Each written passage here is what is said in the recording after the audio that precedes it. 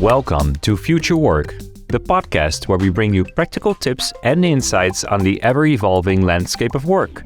Join us as we explore the trends, innovations, and challenges shaping the way we work, today and tomorrow.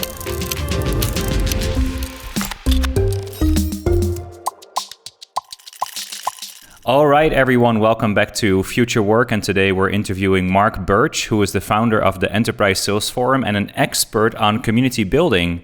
He is also the global startup advocate at Amazon Web Services, and while he's normally based in New York, and I saw his last update from Miami, he is now in Barcelona joining us where it's 6 a.m. Mark has been involved in community building for over a decade, which he wrote about in a book called Community in a Box: How to Build Event-Driven Professional Communities, based on his experience at Enterprise Sales Forum, which gathered over 30,000 members globally. He's a tech founder, a software developer, and today he's here with us as a guest. Welcome, Mark. Thank you. So glad to be here on the podcast. Great to be here. And Mark, just to set the context for the audience, you're very passionate about community. I read your book, Community in a Box, with great appreciation for everything that you've learned along the way and that you're sharing with your community. Why is community so important, and what can managers and leaders learn from what you've learned about building a community in their team? The thing about community that I've always found interesting is that when you assemble a group of people that are committed to a goal, have these similar interests and values, you can do amazing things, right? It's that whole adage about if you want to go fast, go alone. If you want to go for a very long time, you go as a team. And that, in essence, is the community dynamic is all about. Going together as this wonderful collection of humanity to do amazing things in this world for the better. And I think that's something that's incredibly inspirational as you think about the challenges of creating this thing that we call a company, this corporate entity. We just think of them as work units, right? The old philosophies of the manufacturing line, and you have hourly workers and they're on some assembly line churning out units of some sort of product. And in our modern day and age, especially around this whole arena of knowledge work, you have to really rethink what it means to manage people. These aren't just work units on an hourly basis. They're creatives. They're creators. And so when I think about the dynamics of a community, the thing that I've spent the better part of a decade talking about and thinking about and evangelizing about, many of those same dynamics of a community also work in the context of the organization, the corporate entity, and how managers should potentially orient themselves in this new day and age to think about how they manage their teams, whether they're an in-person team, whether it's hybrid, whether they're distributed, because all the core things you think about from a community standpoint are also incredibly relevant. For example, how do you think about engaging your employees? How do you enable them and give them the agency to explore and be involved in the way that they feel they could be best utilized and add value to this corpus of humanity that's coming together? Because ultimately, what is that company entity doing? You know, I talk to a lot of startups in my role as a global startup advocate at AWS. And many founders will ask me, well, how do I organize this whole entity that I've created, this thing where I've hired a whole bunch of people and they're all kind of doing these all different things and I feel like I'm not in control. And I have to walk them back and say, well, what did you think about in terms of the culture? What are the values of your organization? Are these collection of human beings aligned to a purpose? Do they know why they've joined your startup? And how their work applies to the greater whole of this organization? And then many founders will come back to me and say, yeah, I don't really believe in this whole culture stuff. It's just all this wishy-washy stuff. I have to stop them. I have to pause them midstream saying, no, that's a very real thing. The best companies in the world have values that center the organization in terms of some very discrete things you do, from hiring to the work you do, to how you manage meetings, to how you engage external audiences like your customers, partners, investors, how you think about promotion cycles. All of these things are built on this core bedrock called culture. Yeah. And that's exactly what the center of any community is all about. It's ultimately culture. Yeah. And something really interesting there in the beginning of your answer about how companies are just an entity, right? And, what is a corporate entity? Why would I, as a person, feel connected to a company at all? And often a manager plays a really important role there, right? Sometimes I join a company, maybe a little bit for the company, but mostly for the person I'm going to be working with directly. And so for that person to tie me closer and closer to them and to what they and the company are doing, that's where a lot of these community principles come in. And it has a lot to do with culture.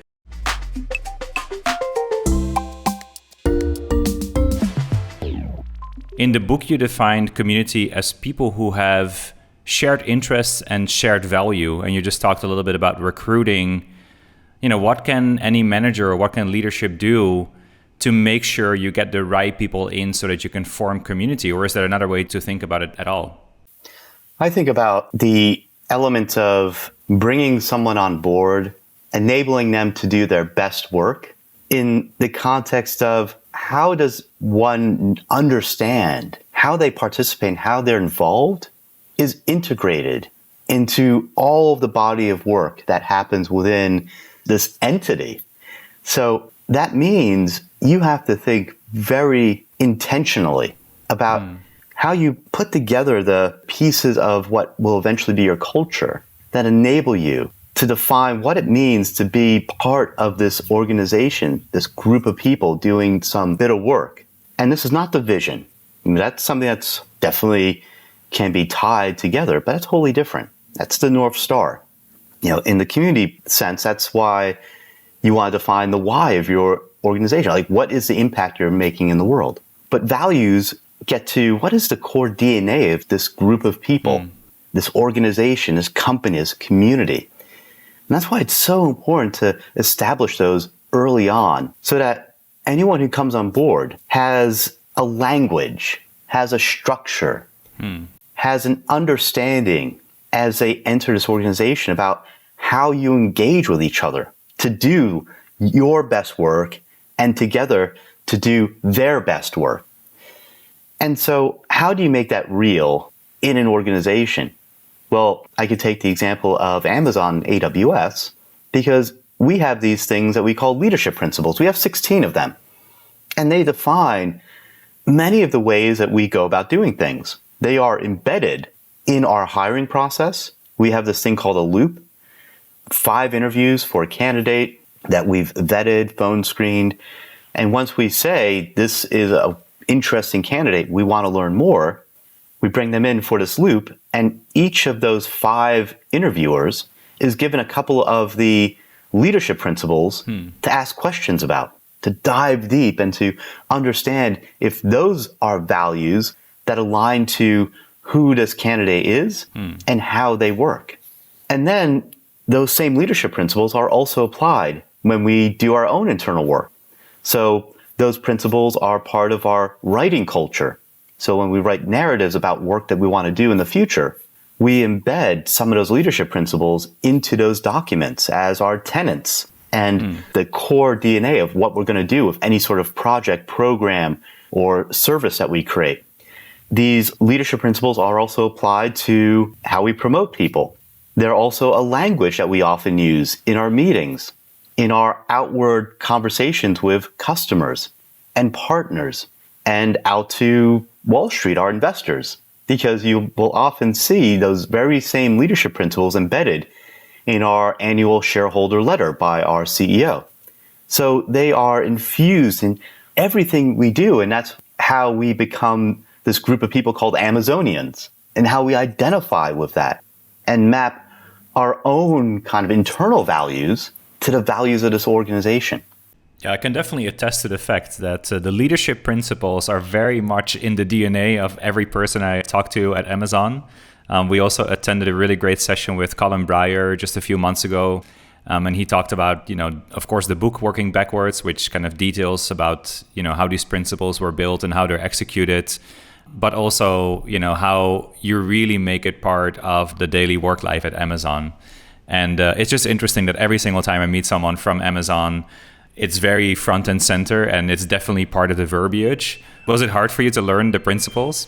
For me, it wasn't all that difficult. For me to gel with our leadership principles, funny enough, because of the interview process, it makes you think a lot about those leadership principles. In fact, and this is anyone who may consider a role at Amazon, when you go for that interview, the loop, it's really important to think about what are the stories of your own career that help to demonstrate those leadership principles in action in your own work. And so I took a good amount of time to write a story for each one of those 14 leadership principles. Now we have 16. By the time it was 14 when I got hired. So I wrote a story about each one of those.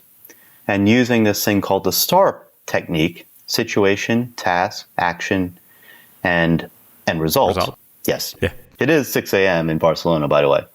So my mind may not be as agile as it is during the daytime. But using that STAR technique, the situation, task, action, and result, I was able to very clearly demonstrate what I did had results that demonstrated a leadership principle. I did those for every one of them.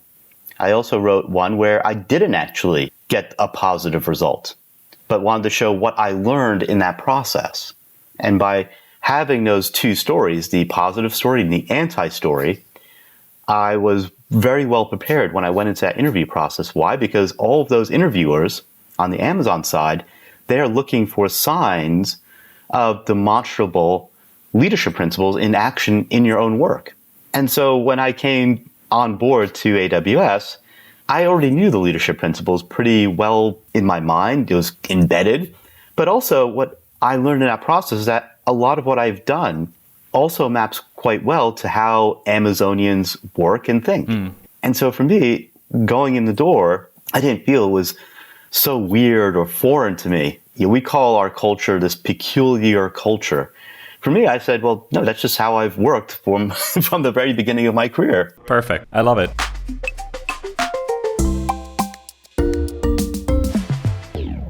So there's something really interesting here, because basically what you're saying is that the culture that Amazon has very purposefully built is attracting a certain community, including yourself, that feels that they belong in that place, right? So they set a very clear culture of this is who we are and this is how we do things, and therefore people like you feel like this is where I belong, this is where I fit in. And then that becomes kind of a flywheel for creating a stronger and stronger community, and hopefully it will help with some of the pesky topics that we end up talking a lot about, which is employee engagement and employee retention. And hopefully it creates some stickiness, right? Because I think at the end of the day, when we think about employee engagement, employee retention, we want to create a sticky product basically in what we do in running companies, which I think the best communities also do.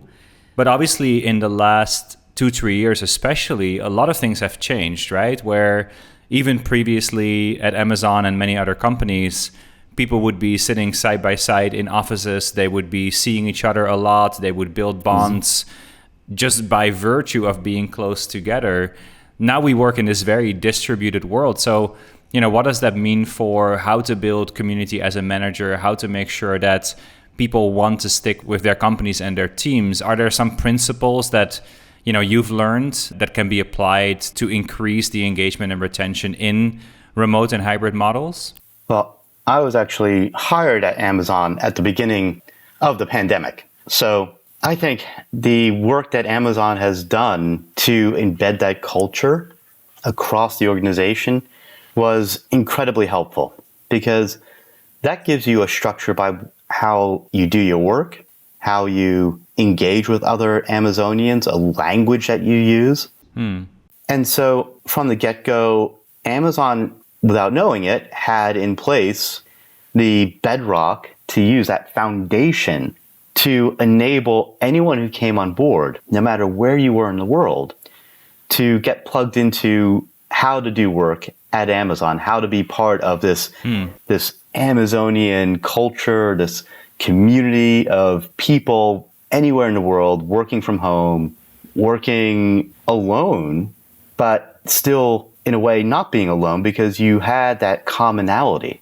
And again, I use a language of community quite often here because you think about the context of a community, you have a whole bunch of people that aren't necessarily in one place, but all aligned to doing this amazing work of community building and creating the value of this community and having events and building these one-on-one connections with a group of people that are not in the context of sitting in a building for 8, 10, 12 hours a day doing quote-unquote work.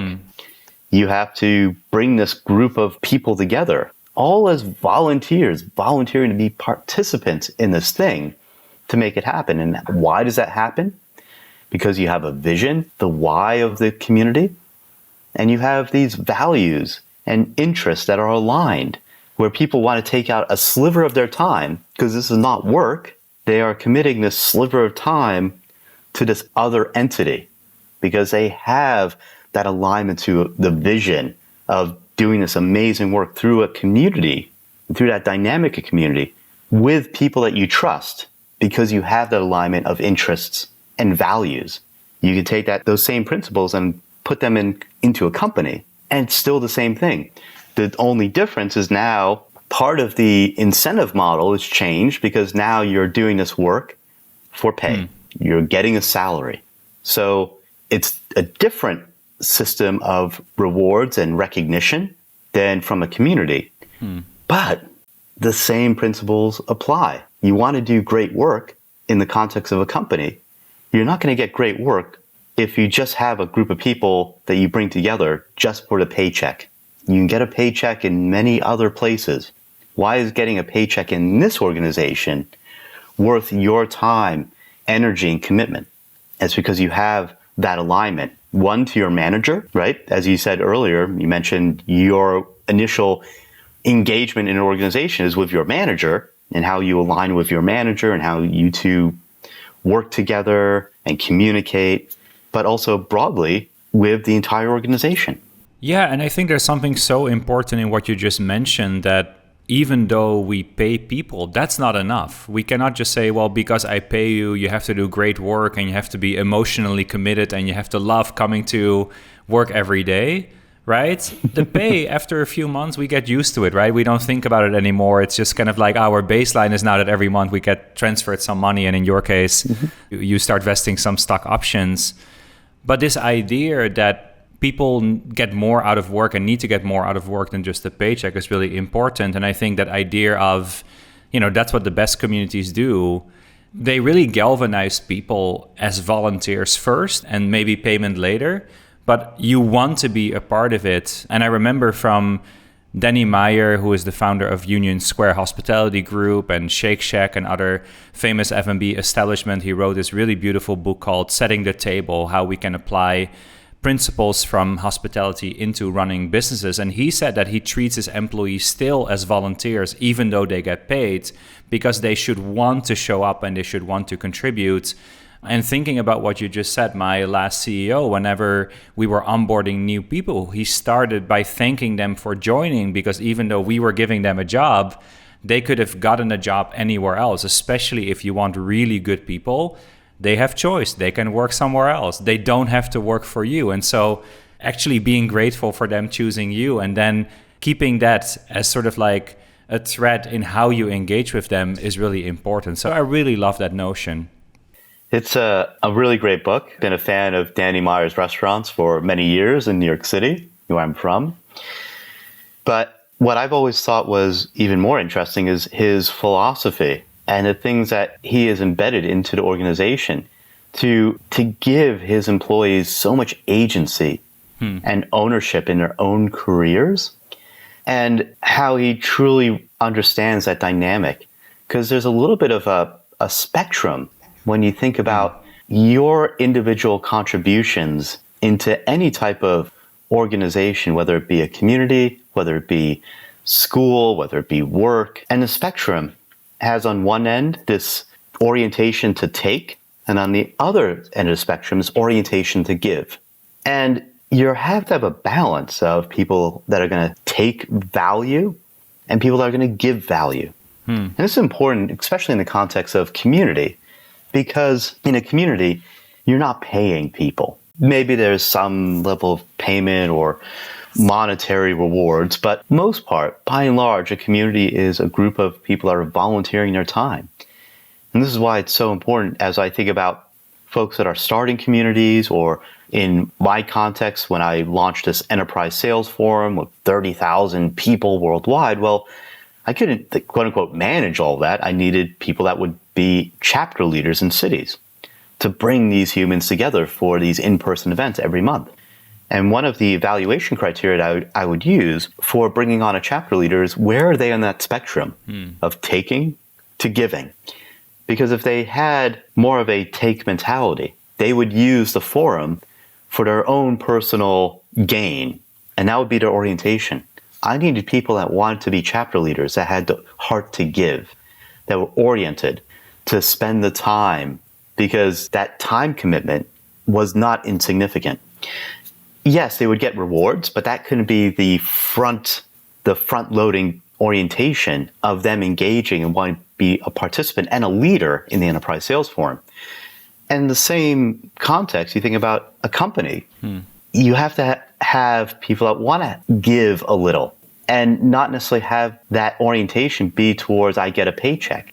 Because then you have a bunch of people that begrudgingly do the work because their only focus is getting that paycheck. And you may say, oh, well, what does that matter? I mean, they're getting paid, they're going to do the work. Well, I've been engaged or have experienced organizations where everyone's more focused on their paycheck rather than doing great work. And you can viscerally feel the change in dynamic. You go to any sort of government agency, for example, and this is not true for all government agencies. I don't want to necessarily offend those that are doing amazing work, but the typical government agency, you have a bunch of people there that are working for the paycheck, not necessarily there to give great service. So looping this back around to what Danny Meyer said in his book, and how his employees at Union Square Hospitality operate. They operate with agency, with joy in their work, with being able to express themselves and to give themselves wholly for the purposes of bringing joy to their customers, the diners that come in every afternoon and evening to his restaurants, not because they're getting a paycheck, but because internally their values align to the values of the organization.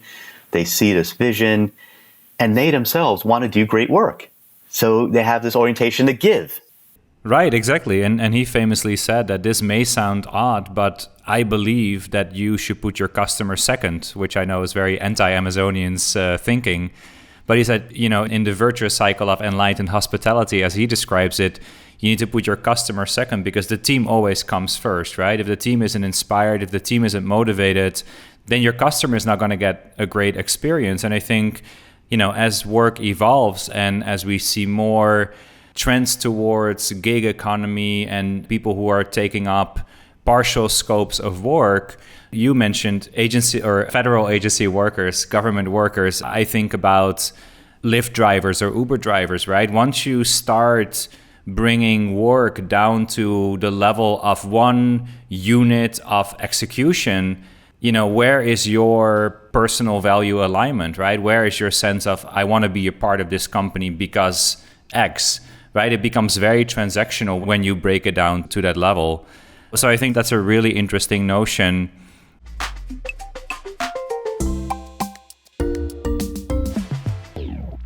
Another really big part, I believe, why we still show up for work, in your case today, even at 6 a.m., is because of other people, right? We still want to be connected with other people. We don't want to just be an anonymous driver who gets the next task assigned.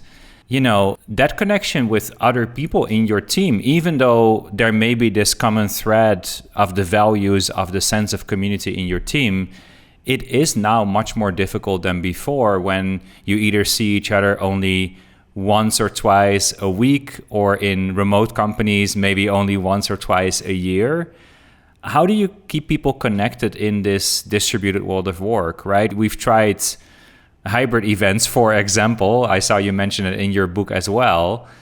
And that they just tend to be very awkward, and a very different experience for the people in the room versus the people who are joining externally. How do we keep that sense of humanity at work when we're not always together? Yeah, I do believe we still struggle with this, trying to bring that sense of togetherness in an organization where you're going to have your colleagues in far-flung places and you may not see people. We've gone through this crazy experiment during COVID of how do you effectively rally your team when you can't be in the same place? And, I take some of the lessons from my time at Stack Overflow, because at Stack Overflow, we were very much a remote-first company. That's how we established ourselves from the very beginning. And what did that mean? It meant we still had offices. We had a lot of humans in New York. We had a lot of humans in London. We had a Denver office. So we definitely had an office culture. But what did we mean by remote first?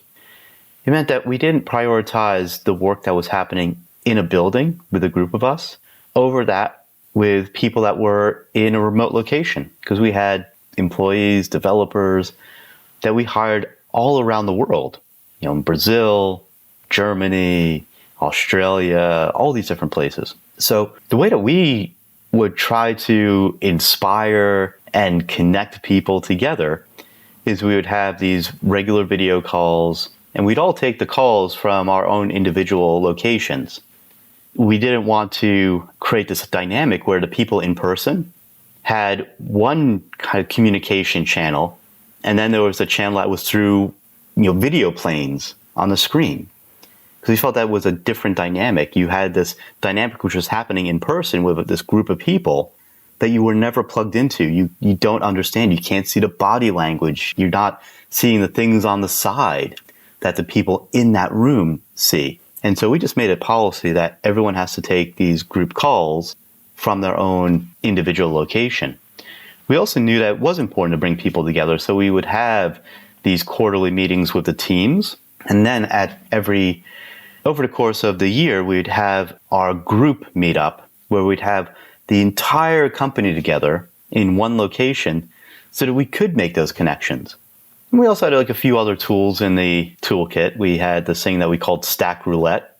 So a system that would randomly choose 3 people, and someone would be the lead to find time for the 3 of you to get together on a call. Not to chat about work, but just to get to know each other. And that would help to break the natural orientation towards just focusing on your own individual team or group. So you can get an engineer, talk to a salesperson, talking to someone in HR. And it was really good in terms of bridging those gaps between different teams and departments in the organization to just get a better understanding, to not only get an understanding of, okay, this is the work that you do, but this is who you are as a person, something that wouldn't necessarily happen otherwise. Companies that are born remote or that really take that remote first approach typically do it so much better than quote unquote traditional companies, because from the beginning they have to think about, okay, we cannot rely on the office. We don't have that crutch of people being together by default. So we have to build everything with great intentionality. I think Stack Overflow, GitLab, there's so many great examples, Automatic, of these kind of companies that really from the beginning have to think so purposefully about how do we make sure that people stay connected. So those are some really great examples. And we're coming here towards the end of our time today. So I'll close with one question, which is, if you could say only one thing to the world, only one thing, only one piece of advice or thought, what would it be? Again, with the orientation of community, you have to understand in your organization, people aren't work units. People come with their emotions, their desires, their intellect, knowledge, experiences. And it's our job as leaders of an organization to bring these incredible humans on board to enable them to do their best work. We got to get out of this mentality of the assembly line worker unit approach to what we think about work and engagement in a corporation. And I think this is a lot of the baggage that has come about through this idea of scientific management. And I don't know if any of your listeners know folks like Frederick Wilson Taylor, kind of the godfather of this idea of these work units and this idea that people are just there in work to get paid for their time.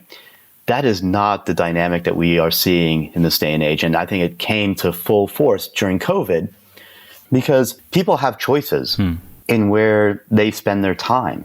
And they're going to spend their time in places where they feel they can do their best work, where they're valued, where their work has some meaning in the broader context of the organization and its vision and mission out to the world.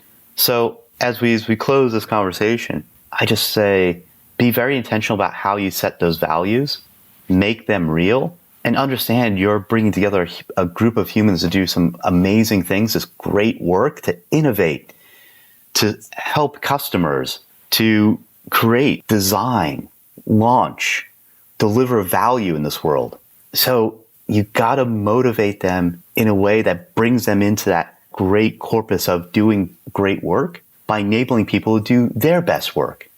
And you can only do that if you have very well-defined values, so people know how to do their best work, how they connect to the organization, whether you are all in person, hybrid, remote. And we need to bring a lot more humanity into how do we engage and inspire people in an organization. I look at it from the community standpoint because that's been my orientation. But many of those principles of community, I think, have helped even myself rethink and reshape how I think about this era of leadership and management in this new future of work paradigm that we're seeing right now and will continue to grow and expand over the next decade. Yeah, I mean, this is exactly why I was so excited to get you on the podcast. And I think there couldn't be a better note to end the recording with than a reminder that employees are human beings and that they should be engaged as such. And I think this is a very welcome antidote to this assembly line of thinking and this talk about performance management and making everything into numbers.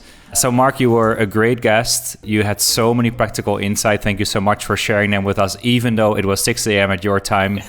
We're going to link the book in the show notes. Really highly recommend everyone to read it, whether you're in community organization or you're a leader. These insights really are very practical. Mark, thank you so much again and have a great day there in Barcelona. Thank you, sir. It's been amazing. Thank you for having me on the podcast.